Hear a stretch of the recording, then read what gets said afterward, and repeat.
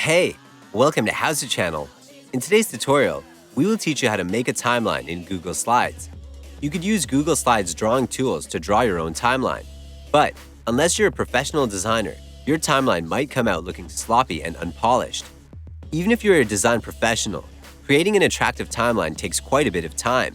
It makes a lot more sense to base your Google Slides timeline on a professional template.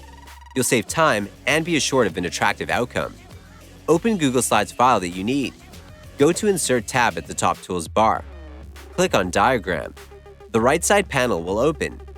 Click on the timeline to see the templates. Go to the top of the panel. Go to Dates option and choose the number of dates that you need from the list. Resize and style your text as needed with the different text options in the toolbar: font, font size, bold, italic, underline, text color. Remember to maintain the master slides design and select the same typeface used in the rest of the presentation.